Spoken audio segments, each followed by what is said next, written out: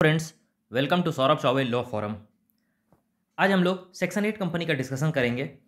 ये वीडियो पूरा देखिएगा। इसमें 3 स्लाइड्स मैंने डाल रखा है, 3 पेजेस हैं, जिसमें कुछ एक पॉइंट्स मैं अभी लिखवाऊंगा वीडियो के दौरान।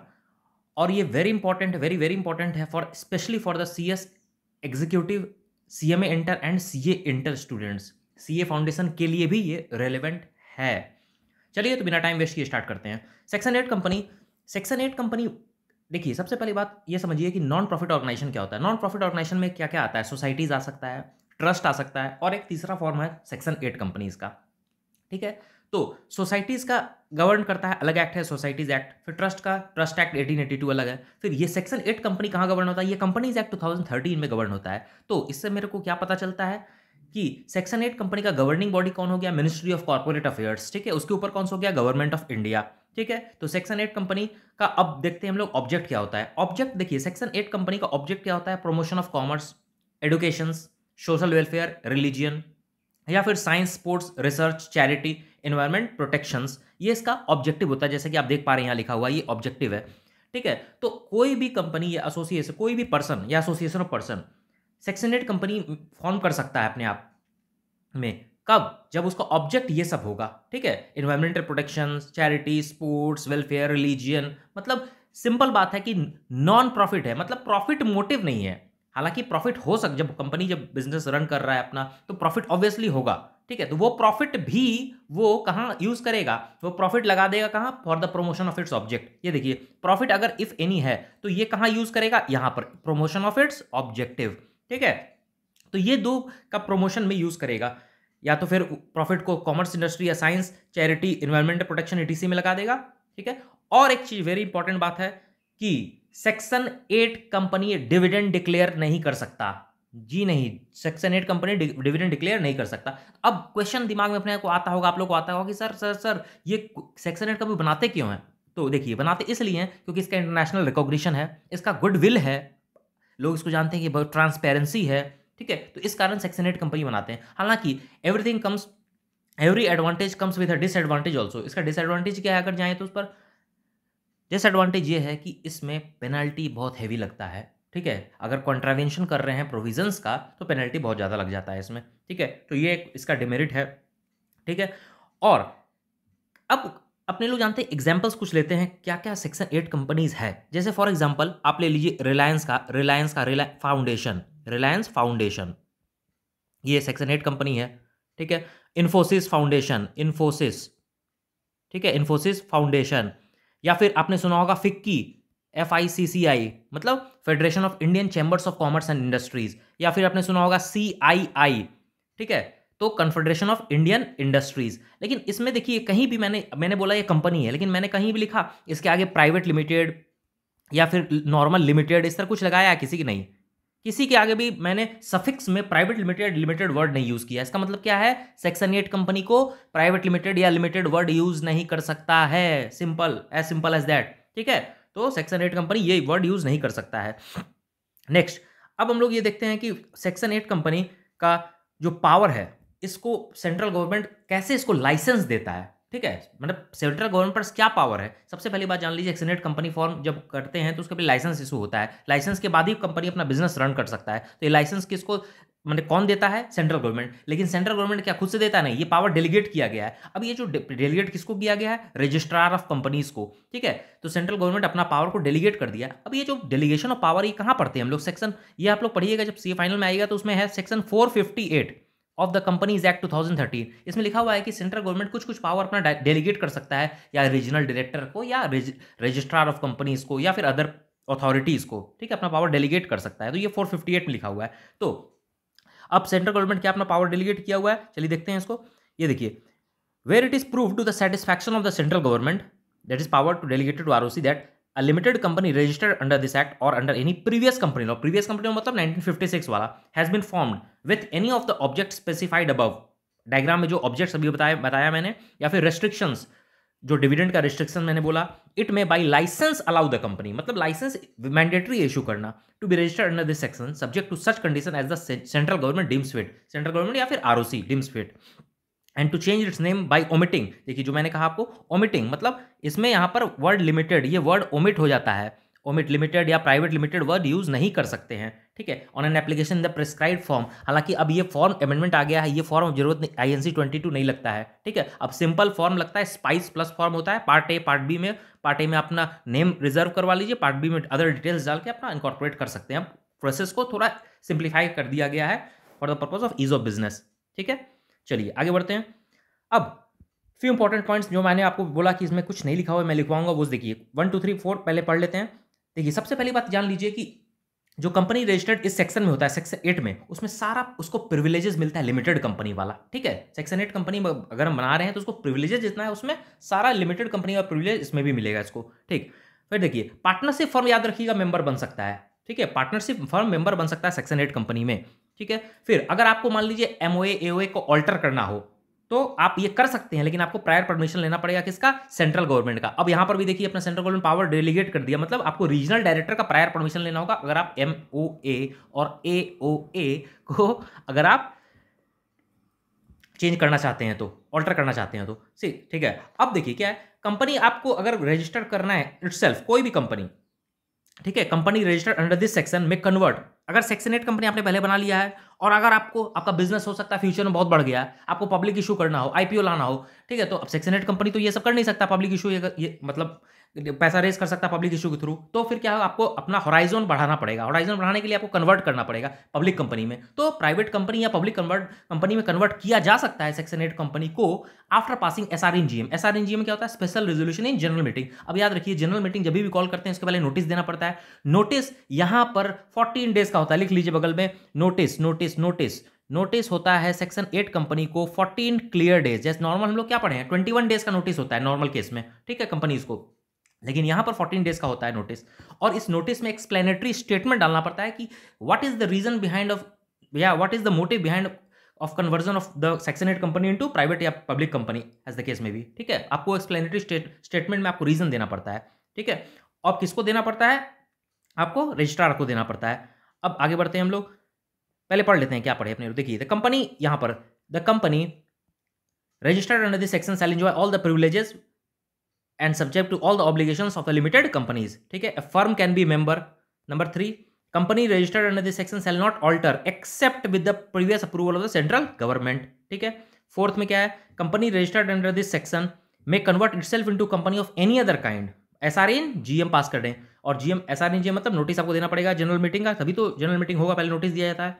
चलिए आगे बढ़ते हैं। अब ये फॉर्म होता है INC 18, the company shall file an application form INC 18 with the RD regional director with the fees and certified true copy of the SR, ठीक है। स्पेशल रेजोल्यूशन का सर्टिफाइड ट्रू कॉपी मतलब नीचे साइन वाइन करके देना पड़ेगा कि हाँ ये ट्रू कॉपी है, उसका नोटिस के साथ आपको अटैच करना पड़ेगा, ठीक है। किसको देना पड़ेगा, रीजनल डायरेक्टर को, ठीक है। चलिए आगे बढ़ते हैं। अब क्या होता है, कुछ कुछ जब सेक्शन हम लोग एक कंपनी बना लेते हैं उसके लिए लाइसेंस इशू कर देते हैं। अच्छा उसके पहले मैं एक चीज़ बता दूं, कुछ पॉइंट्स मैं लिखवा देता हूं आपको। एक चीज़ याद रखिएगा कि मीटिंग, जैसे हम लोग नॉर्मल केस में जानते हैं कि कंपनी को, कोई भी कंपनी हो, पब्लिक हो या प्राइवेट हो, उसमें क्या है कि आपको minimum 4 meeting in year, calendar year 4 meeting कम से कम करना होता है, ठीक है, minimum 4, and the gap between the 2 meeting shall not be more than 120 days, ठीक है। कंपनीज एक्ट में पढ़े हुए हैं, लेकिन यहाँ पर एक्सेप्शन है। यहाँ पर है क्या, मीटिंग तो होगा लेकिन वंस इन 6 मंथ्स, मतलब साल में 2 मीटिंग होगा, मिनिमम आपको साल में 2 मीटिंग करना होगा, माने वंस इन 6 में, यहाँ पर 120 डेज वाला गैप नहीं है, यहाँ वंस इन 6 मंथ, 6 महीने में एक भी मीटिंग कर लिए तो it is well and good. और उसका कोरम क्या है, कोरम हम लोग क्या है पढ़ेंगे। अब इसमें मिनिमम देखिए, लिख लीजिए यहाँ पर कोरम होगा 8, मिनिमम 8 डायरेक्टर्स और 8 डायरेक्टर्स और 25% ऑफ टोटल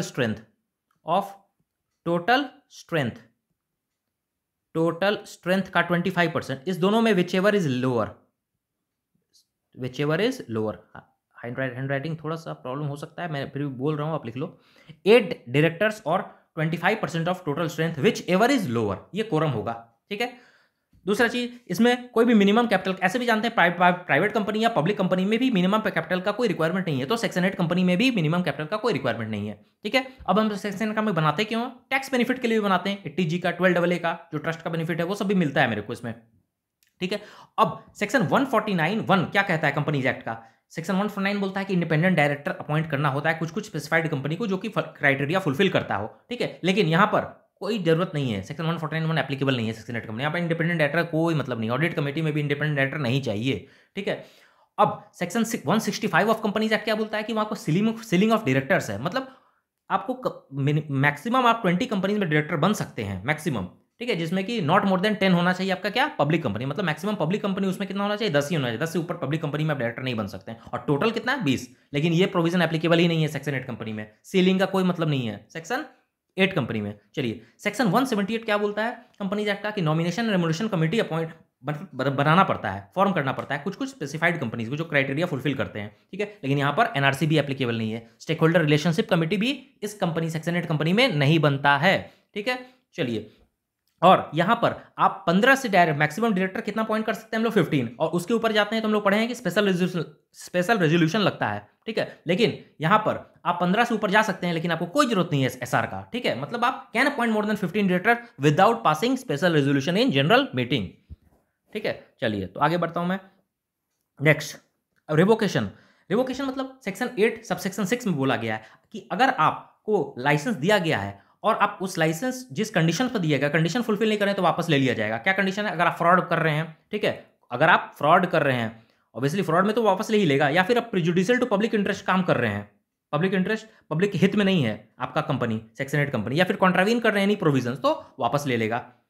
आफ्टर रिवोकेशन क्या करेगा आरओसी, क्या करेगा वर्ड जो लिमिटेड है आपको ऐड कर देगा, या तो आपको प्राइवेट लिमिटेड या पब्लिक लिमिटेड में कन्वर्ट कर देगा, मतलब अगर पब्लिक में किया तो लिमिटेड ऐड कर देगा, प्राइवेट में किया तो प्राइवेट लिमिटेड ऐड करेगा, सिंपल एज दैट, ठीक है। और उसके लिए एप्लीकेशन INC 20 में किया जाता है, ठीक है। अब जब भी रिवोकेशन होगा उसके पहले आपको सुनेगा, ठीक है। ऐसे थोड़े ना किसी को कुछ भी मतलब कुछ तुम अच्छा नहीं किए हो तुम बिना सुने तुम पर जज साहब क्या करते हैं, जज साहब मेरा भी सुनिए, तो जज साहब सुनेंगे, हम दोनों पक्ष का सुनते हैं उसके बाद फैसला सुनाते हैं। उसी तरह यहाँ पर भी आरओसी सुनेगा उसके बाद आपका कैंसिल करेगा या रिवोक करेगा लाइसेंस, ठीक है। चलिए आगे बढ़ते हैं। Next, consequences of revocation, very important for exam, ठीक है। दो ही कॉन्सिक्वेंस है, या तो अगर रिवोकेशन आपको वापस ले लिया लाइसेंस तो वाइंड अप कर देगा कंपनी को, या फिर बोलेगा कि अमलगमेट कर दिए किसी दूसरे कंपनी में। याद रखिएगा सेक्शन 8 कंपनी जब अमलगमेट करता है तो हमेशा वो सेक्शन 8 कंपनी के साथ ही अमलगमेट करता है और सिमिलर ऑब्जेक्ट के साथ। फॉर एग्जांपल मैंने एक सेक्शन 8 कंपनी बनाया, ठीक है, जिसका ऑब्जेक्ट था स्पोर्ट्स का प्रमोशन, फॉर एग्जांपल बैडमिंटन। मैंने बहुत अच्छा PV सिंधु टाइप का अच्छी प्लेयर्स को मैंने अपने कंपनी में स्पॉन्सर किया, उसको ट्रेनिंग दिया मेरे कंपनी के थ्रू और उसको ओलंपिक्स में रिप्रेजेंट किया। तो मतलब मैंने कंपनी इसलिए फॉर्म किया था कि मेरा बैडमिंटन का प्रमोशन करे हो पाए, तो badminton is part of sports, ठीक है। तो अगर मेरा कंपनी को अमलगमेट करना है तो किसी दूसरे कंपनी में अमलगमेट करें जो कि सेक्शन 8 ही होगा और सिमिलर उसका भी बैडमिंटन ऑब्जेक्ट होगा, तभी हम अमलगमेट कर सकते हैं, ठीक है। तो यहाँ पर लिखा हुआ है देखिए, A company registered under this section shall amalgamate only with another company registered under this section having similar objects, ठीक है। चलिए आगे बढ़ते हैं। Central government may by order provide for such amalgamation to form a single company with such constitution। चलिए बकवास है ये सब पढ़ लीजिएगा, इसको कोई मतलब नहीं है, मतलब सिमिलर ऑब्जेक्ट वगैरह प्रिविलेज वगैरह सब रहेगा, नौटंकी।